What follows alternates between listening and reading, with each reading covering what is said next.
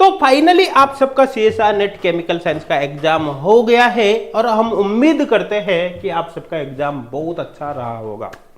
दोस्तों एग्जाम तो हो गया, अब हर स्टूडेंट की यहाँ पर ये जानने की प्रबल इच्छा जरूर होती है कि एक्सपेक्टेड कट ऑफ कितनी जाएगी। तो इस वीडियो में हम एक्सपेक्टेड कट ऑफ के बारे में ही बात करेंगे कि आपके एग्जाम के एक्सपेक्टेड कट ऑफ कितने रह सकते हैं। यहाँ पर जो हम एनालिसिस करेंगे वो 4 अलग अलग पॉइंट के बेसिस पर करेंगे। भैया स्टूडेंट का फीडबैक क्या रहा, एग्जाम का लेवल क्या रहा, साथ के साथ इजीली अटेम्प्टेबल क्वेश्चन कितने थे ना, कौन से सेक्शन से स्टूडेंट ने कितने क्वेश्चन अटेम्प्ट किए हैं, है ना, और साथ के साथ ही प्रीवियस ईयर की कट ऑफ कितनी रही है। इसके बेसिस पर यहाँ पर हम तीनों पार्ट का एनालिसिस करेंगे, पार्ट ए, बी और सी।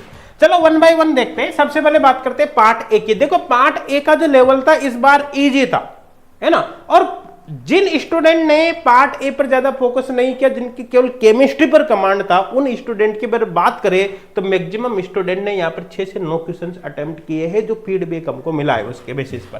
भाई कुछ स्टूडेंट तो ऐसे जिन्होंने भाई एक भी क्वेश्चन अटेम्प्ट नहीं किया, वो पार्ट ए तक पहुंच ही नहीं पाए, वो पार्ट बी और सी में ही रह गए, है ना। सबकी बात नहीं करें, मैक्सिमम स्टूडेंट ने 6 से 9 क्वेश्चन यहाँ पर अटेम्प्ट किया। देखो 100% एक्यूरेसी किसी की भी नहीं होती, है ना, कुछ ना कुछ आप कुछ भी कर लो फिर भी नेगेटिव हो ही जाते हैं। तो ऐसे केस में हम मान लेते हैं कि 6 में से मान लो 2 क्वेश्चन आपने नेगेटिव कर दिए, तो 6 में से 2 क्वेश्चन नेगेटिव कर दिए तो भाई 4 क्वेश्चन बचे, 4 क्वेश्चन के 8 नंबर आए होंगे, है ना। 8 में से 1 नंबर नेगेटिव का कट जाएगा, क्योंकि 2 क्वेश्चन आपने नेगेटिव कर दिए, 2 क्वेश्चन नेगेटिव करने पर 1 नंबर कट जाएगा, क्योंकि आई थिंक क्लियर हो गया होगा ना। तो यहां पर आपको 7 मार्क्स मिलने की पॉसिबिलिटी रहेगी, है ना। अब देखो ये मैं क्या बता रहा, हर स्टूडेंट पर ये क्राइटेरिया बिल्कुल भी लागू नहीं होगा। अपन बात क्या कर रहे हैं कि जो मैक्सिमम स्टूडेंट ने क्वेश्चन अटेम्प्ट किए ना, उसके बेसिस पर यहां पर हम इस सिनेरियो को बना रहे हैं। तो यहां पर 7 मार्क्स मैक्सिमम स्टूडेंट के आने की पॉसिबिलिटी, आई थिंक क्लियर हो गया होगा।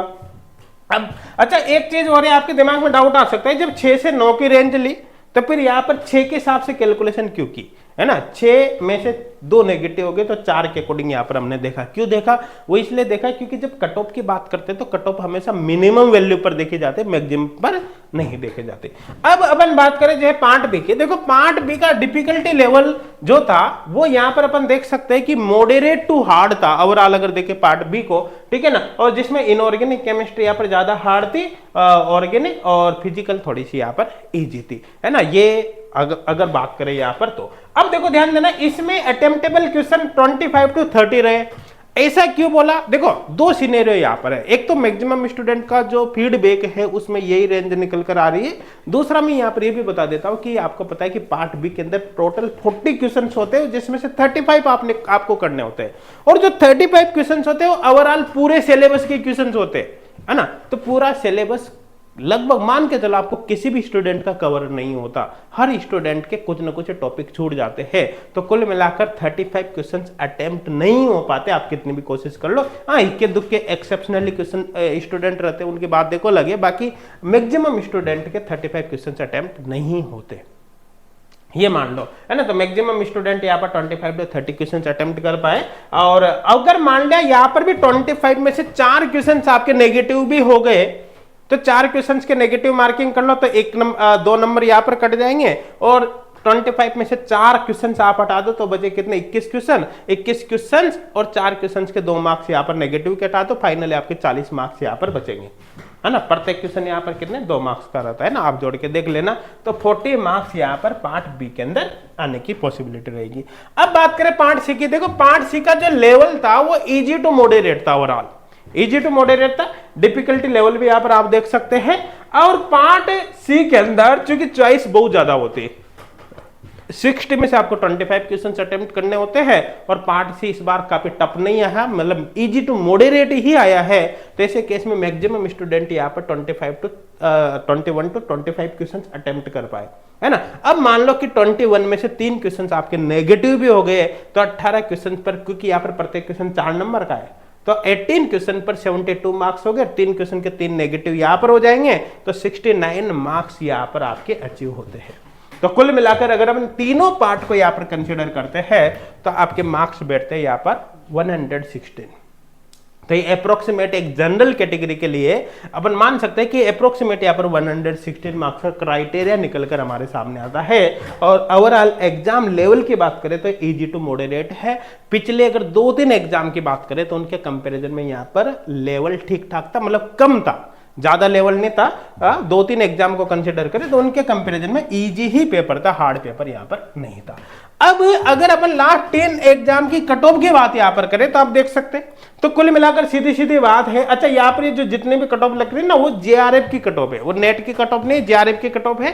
तो अगर इन कट ऑफ को अलग अलग कैटेगरी की इन कट ऑफ को कंसिडर करें और साथ के साथ इस सिनेरियो को हम कंसिडर करें तो इसके बेसिस पर जो आपकी कट ऑफ जाने की यहाँ पर पॉसिबिलिटी रहेगी वो आप देख सकते हो। यहाँ पर जनरल कैटेगरी के लिए 115 से 120 के चांस रहेंगे जेआरएफ की। तो ध्यान देना, जनरल के लिए आंकड़ा आ गया है ना, और बाकी पिछले सालों की कट ऑफ को साथ में लेकर अपन कैलकुलेशन करें तो फिर एक्सपेक्टेड कट ऑफ सभी कैटेगरी की ये यहाँ पर बैठती है। आप यकीन माने दोस्तों, आपकी जब एक्चुअल कट ऑफ आएगी तो आप मैच करके देखना, आपकी कट ऑफ इसी रेंज में आपको मिलेगी। हाँ, हल्की फुल्की थोड़ी बहुत चेंज हो जाए तो बात अलग है, बाकी इसी दायरे में आपको कट ऑफ देखने को मिलेगी। अब अगर आपके इस रेंज के अकॉर्डिंग नंबर आ रहे, इससे ज्यादा नंबर आ रहे तो आप 100% सेफ हो, ये मान सकते हैं। अगर इस रेंज में कट ऑफ आ रहे तो भी आपके सिलेक्शन के पूरे पूरे चांस रहेंगे। इससे कम नंबर आपके आ रहे हैं तो फिर आपके चांस यहाँ पर काफी कम बनेंगे सिलेक्शन के, ये आप मान के चलना। तो दोस्तों, अगर आपके कम नंबर आ रहे हैं तो फिर आपको बिल्कुल भी टाइम वेस्ट नहीं करना है, अभी से आपको फिर से प्रिपरेशन में लग जाना है ना। और सीएसआई नेट केमिकल साइंस की प्रिपरेशन के लिए आप अभी एचगोड क्लासेज एप्लीकेशन भी जरूर डाउनलोड करना। एचगोड क्लासेज एप्लीकेशन पर आपको फ्री और पेड दोनों तरह के कोर्सेज मिल जाएंगे। अगर पेड कोर्स की बात करें तो पेड कोर्स आपको दिसंबर 2025 जून 2025 दोनों एग्जाम के लिए मिल जाएंगे। इनकी वैलिडिटी एग्जाम होने तक रहेगी।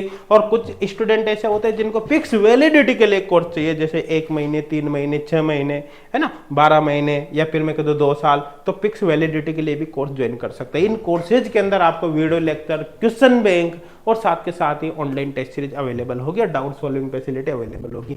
सबसे अच्छी बात क्या है कि कोई भी कोर्स ज्वाइन करने से पहले आप फ्री डेमो कोर्स ज्वाइन करके देख सकते हैं कि कोर्स के अंदर कंटेंट कैसा है। बाकी एचगोड क्लासेज एप्लीकेशन डाउनलोड करने का लिंक आपको डिस्क्रिप्शन में मिल जाएगा। साथ के साथ इस वीडियो को अपने फ्रेंड्स तक भी शेयर करें ताकि आपके साथ साथ आपके फ्रेंड्स को भी इसका बेनिफिट हो सके। Thank you.